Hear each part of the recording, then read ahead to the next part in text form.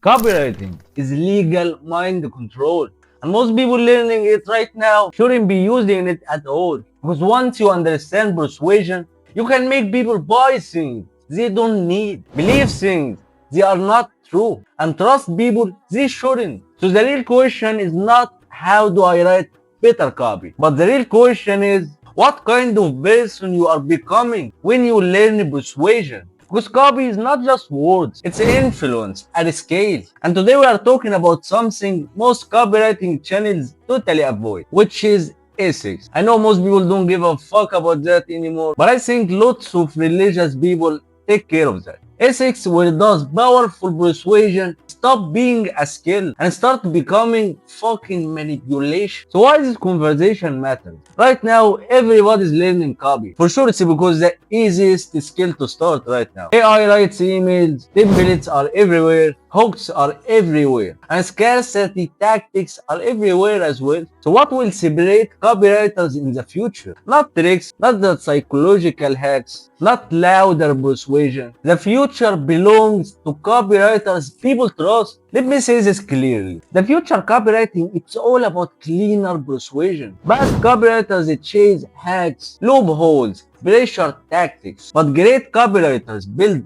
trust, long-term brand, loyal customers. And that's actually what business really is. If you are trying to build a real career, not a quick cash hustle, this topic is everything. So what persuasion really is? Most beginners think persuasion means forcing people, convincing people, pushing people toward a certain action. And that's absolutely wrong. Real persuasion is clarifying value, reframing the offers, to just persuade them into what you are talking about, as long as it's valuable something. And you remove confusion, reducing their fear, helping someone make a decision they already want to make. Because here is the truth. Ethical persuasion doesn't build the desire. It challenges existing desire. You are not planting a new brain inside someone. You are helping them move towards something they already want and they already believe in it. And if you actually can understand that, that's a huge difference. And I'm not gonna sit here promising you about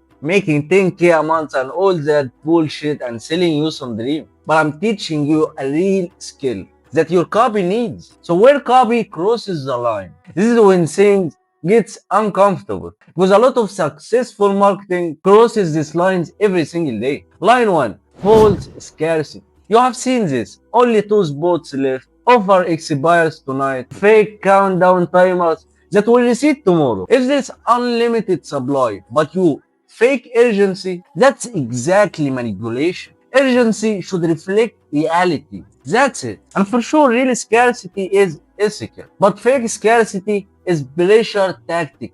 And that will make people will never trust you. And trust is everything in the business, my friend. Line 2, exaggerated outcomes. Make $10,000 in 7 days. Lose 10 kilograms in a week. For sure, if you are writing for a fitness coach or something. Guaranteed success, even if you are not doing the work. These promises sometimes sell, but they kill trust. And it will not make you a long-term business. But ethical copy shows realistic outcome, effort required, and who is not for. When you do that, you are not losing clients, but you are actually getting qualified clients. And people even trust you more. Because when results don't match the promise, you don't just lose a customer, you damage your reputation. Line 3, emotional explosion. And this one is actually deep. Using shame, fear, insecurity, trauma, and inject it into your copy and your message. Just to force the fucking sale. If you don't buy this, you are a bad parent. That's not persuasion at all. That's emotional pressure. Ethical persuasion makes people feel capable. Manipulation makes people feel broken. And that's a big difference, my friend. Line 4, hiding important info. If the product needs time, needs effort, has limitation, why the fuck wouldn't you admit that? Because if you actually are hiding that, that's a manipulation. And no one will trust you anymore. So you don't need to make a product feel perfect. You need to make it look accurate.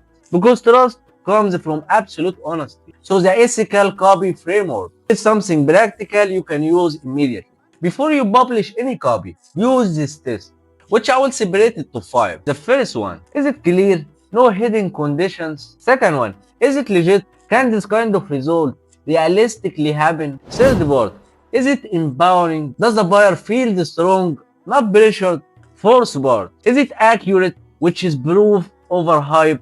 And the last part, is it respectful? Because no one gives a fuck about that body anymore. But if you are trying to build a real business and if you are trying to actually make it good, just cut out that disrespectful shit, buddy. I've seen people on TikTok are using this swerve method. These people is called calling the business owners and saying, shut the fuck up, douchebag, give me the honor and all that shit. And insulting their kids, their parents, their family. I know that actually good sometimes because people don't like this tonality, which is, I like your business, but it's broken and all that shit. Because everyone knows that you don't give a fuck about the business and you actually didn't study the business or anything. So it's a good battle in internet. But why the fuck would you insult people, buddy? So if your copy fails two of these, don't send it. So let me tell you why ethical copy makes more money. This is actually where beginners get surprised. Manipulative copy can make money fast, but it destroys customer trust, refund rates, brand reputation, and long-time growth. And you don't need that shit. But ethical copy builds, or we can call it halal copy, for example. It builds repeat buyers, word of mouth, loyal audiences, and high lifetime value. So let me say something powerful. Manipulation makes cash, but trust makes empires. That's why Alex Ramonzi is talking in his videos about counting your days or your months in business is absolutely bullshit. But you're gonna count in decades. Like as long as you are doing the work and as long as you are improving, it doesn't matter if it took 2 years, 5 years, 10 years. Long-term trust means real wealth. So what this means for your career? If you are new to copywriting, you don't need to be the most aggressive persuader, but you need to be the copywriter that clients feel safe with. Because smart businesses don't want refund chaos, angry clients, legal promises, reputation damages, but they want someone who can write strong copy without lying for them. That's how you become valuable and that's how you charge more. For sure, if you want to actually charge more, you will do the whole email marketing process, not just sending some copy. But it's actually easy to do all the email marketing shit. Like fucking grab your coffee and sit for 2 hours, 3 hours with ChatGPT. You will learn everything about it. That's how I learned it. Not by watching YouTube videos because sometimes the YouTube videos are not valuable. Because everybody is trying to push you to buy their course. Everybody is trying to tell you if you join the course, if you join that, you will make 10K a month in like 3 months. And they all are trying to selling their shit. No one is actually giving value in 2026 on YouTube. And I'm not blaming them, to be honest. Because they are building a real business. They are building a personal brand for themselves. So for sure they need money for that. So bro, copywriting is influence. Because influence shapes decisions. And decisions shapes lives. So every time you write copy, you are not just selling information. You are actually shaping someone's future. Bad copywriters ask, how do I get them to pay? But the great ones ask, should they buy? And that's actually deep, bro. If you sit there and analyze everything you are doing and everything you are trying to do, you will notice those little things. Yeah, buddy, that's today's video. And for real, I'm just trying to give some meaningful and some, we can call it halal content because I'm Muslim. And scamming people online is making my money haram money. And I don't want that shit. And I don't want that shit for you too. Even if you are not Muslim. So yeah, buddy, this is the end of the video. And I hope I see you in the next video.